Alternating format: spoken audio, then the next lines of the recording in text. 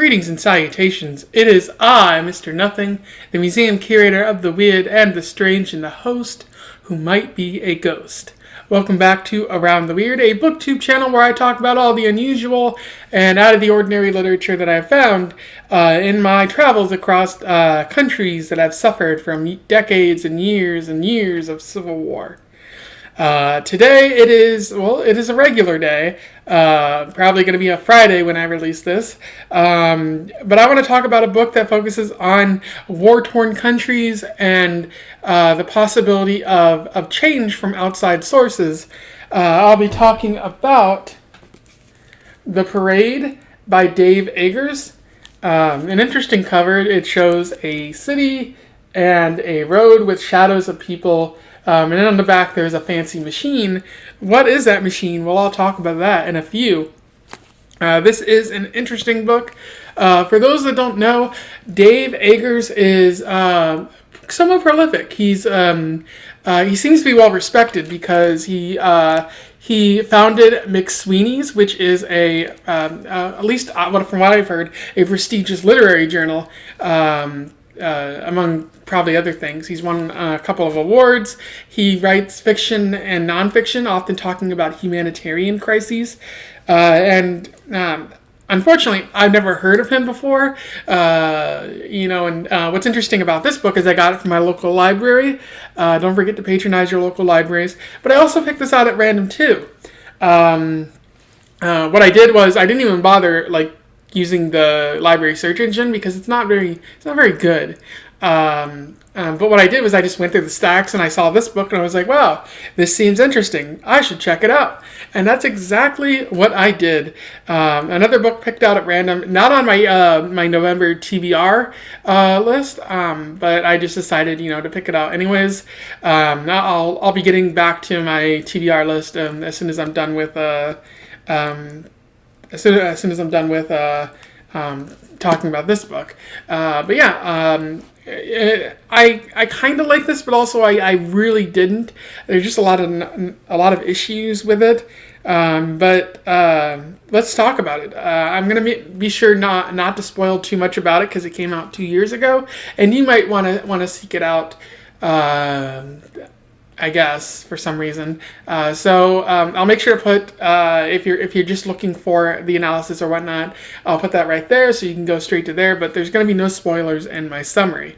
So let's talk about it. Well, summary, little analysis, and we'll move on from there. So the parade starts with it starts at an unspecified time and a unnamed country.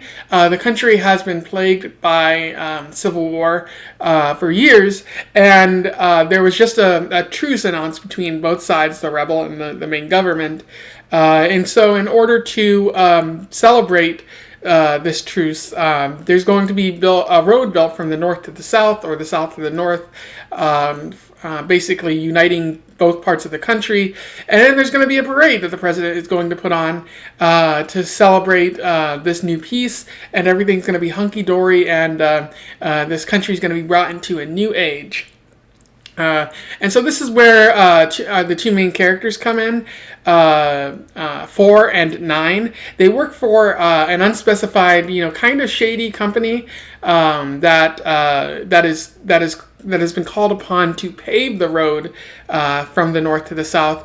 They have a utility machine that basically does everything, and so all that needs to be done is for them to pave it and make sure there are no anomalies in the road that would otherwise disrupt what is going on. And so the two main characters are 4 and 9. 4 is a stickler to the rules. He's cautious. He likes to be very timely, and he's punctual, and he adheres to the schedule at hand. They call him the clock, and among the company circles or something like that. And then there's 9, who is cautious and flighty. That's the way he's described in the intro. He skirts the rules, shows up when he wants to. This is his first job with the company, and it does not go well. So he ends up having sex with prostitutes and eating the local food, despite the fact that it's been advised against that. And so they've been tasked with paving this road. 4 will operate the machine, 9 will scout ahead and remove all the obstacles that get in their way. And so it really begins with 9 annoying 4. 9 is eating the food, which 4 advises against. 9, as the days go on, 9 starts shirking his responsibilities. There are no anomalies in the road. They're just able to go along still. But 9 is seen swimming in a river that might contain the typhus. He's just chatting and hanging around, giving his clothes to the locals. And they seem to respond well to him, although it's clear he's getting on 4's nerves, and he might get on the locals' nerves if he's not too careful. After several days, 4 begins to not see 9 anymore, and he still continues along with his task. A man with a medallion, who 4 calls Medallion, shows up and informs him that 9 is gravely ill at this point, and it turns out that he has malaria. Surprise, surprise, getting sick by not following the rules. That's a problem. But a lot of the locals want to help 4, or want to help 9 and make sure that he gets the care that he needs. So they seek out treatment from a nonprofit, but they refuse, mainly because there's an issue with the company that they work for. But one of the locals who serves as a guard agrees to help out, and they get the antibiotics they need, and so 9 is able to be treated. However, at that point, a militia leader shows up and imprisons 4 and 9, and it turns out that 9 had sex with the village elder's daughter, and so they're putting him on trial for indecency or something like that. And but it's shown that 9 is sick, so 4 offers a bribe, which the father and the militia commander accept, and they're allowed to go on their day. And then 9 eventually heals, and they're able to continue on toward the end of their destination. What happens at the end of their destination? You will need to read to find out. So that's as far as the summary is going. And the next part will be the analysis with the spoilers, so beware of that. In terms of analysis, there's quite a bit to talk about, I guess. My problem here is that there's a lot of good things, but if I say those good things, it's going to make it sound like I like this book, and I kind of didn't like this book. But one thing is the theme of impartial observance. I think Dave Eggers raises the question of whether one can be an impartial observer, because the company wants 4 and 9 to be impartial. They want them to do their job, go from city to end, and then that'll be the end of their job, and they can go home or go on to the next job. And 4 wants to be an impartial observer. He doesn't interact with the locals. He doesn't talk. He makes sure they're out of the way. He doesn't eat the local food. He doesn't talk to any of the people. He just stays out of trouble. And he gets mad at 9 for doing pretty much none of that and getting involved with the locals, having sex with them, giving them gifts, and interacting with their lives and causing some trouble, and it eventually cost them. And Eggers argues that no, it doesn't seem to be possible to be an impartial observer, because the very fact that they're paving this road, 9 notes that all the locals are celebrating them because by paving the road, you're bringing new technology, new opportunities, new chances for the country to heal and enter the 21st century, which it might not have had before. And so their presence is great, and there's no way for them to be hands off with this, because they're already hands on. Like their existence means that they're contributing to the society in some positive way. Whereas if they just came in and started shooting people, that would be rather unfortunate and not at all a positive impact. Another way that there's an impact is that there seems to be an emotional impact left by seeing the carnage left from the Civil War. There's specific passages that I want to read to you. This was all said in what seemed to be 9's most professional way. You see all that crazy shit today? I assume you saw the cargo plane basically broken in half beside the road. 4 had seen it. And the tank with the top of it just disappeared? You saw that fucking horse with the military dressing on it, walking alone with some kind of tribute to a fallen hero?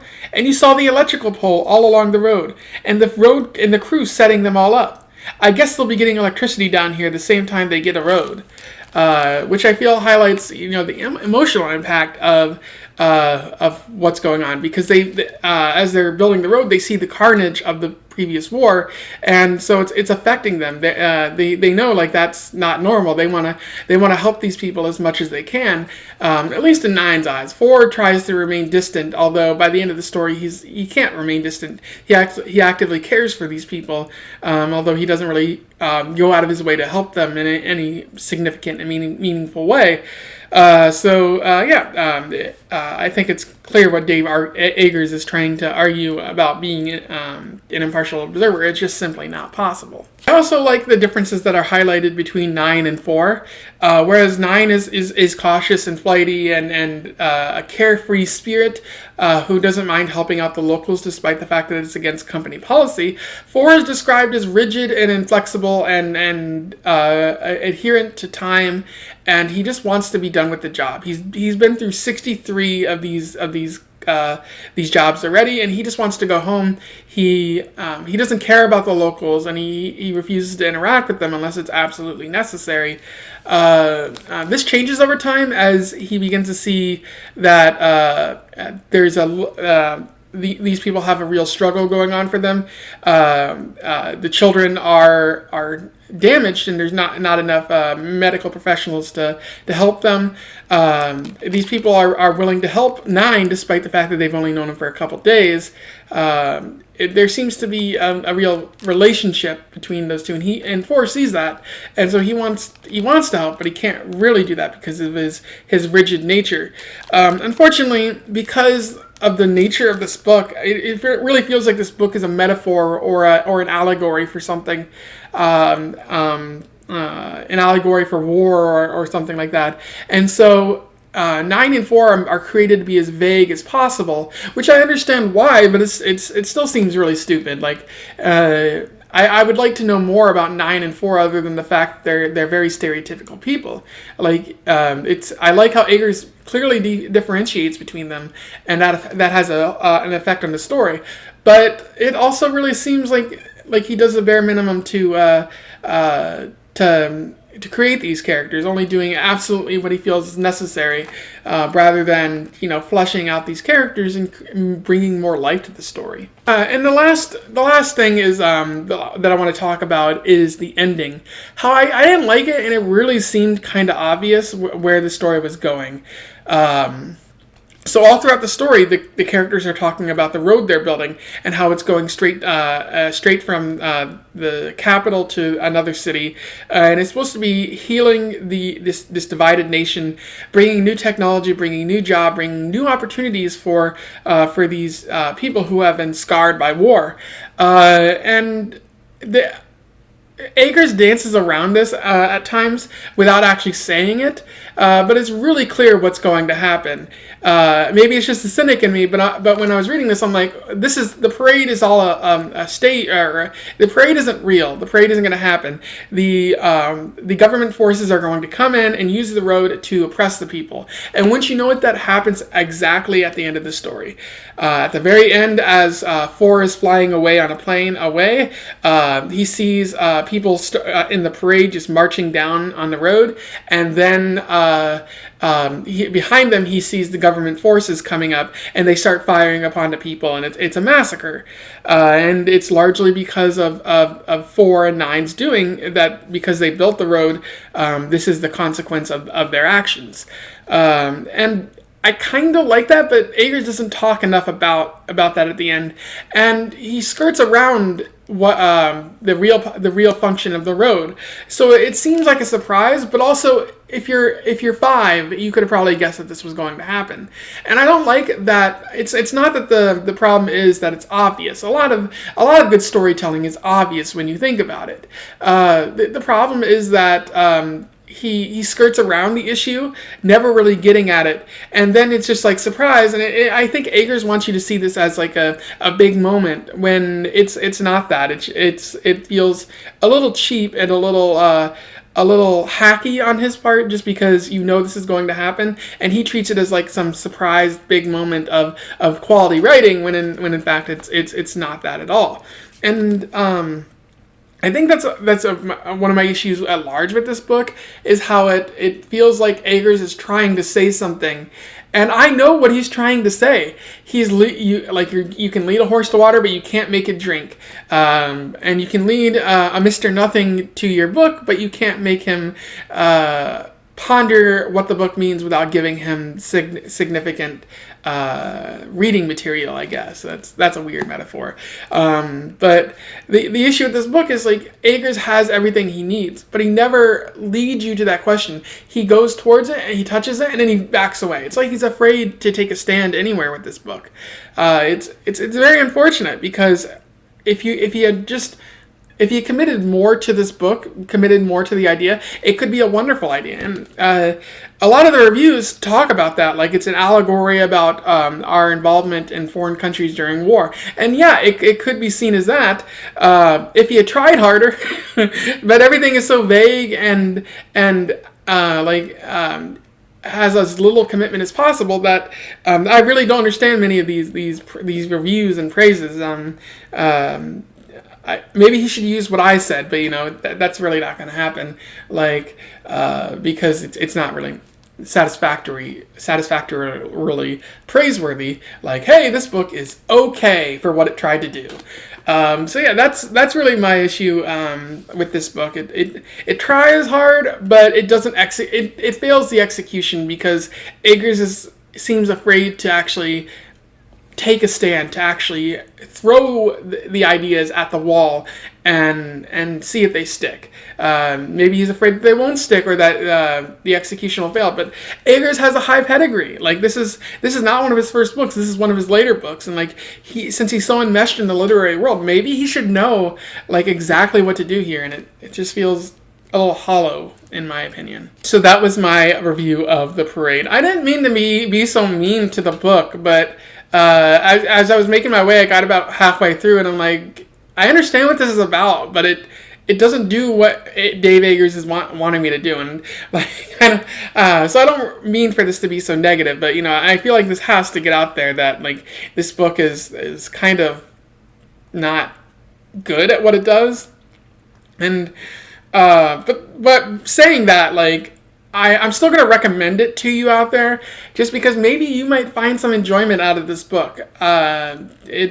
It didn't do it for me, but it might do it for you. We're different people.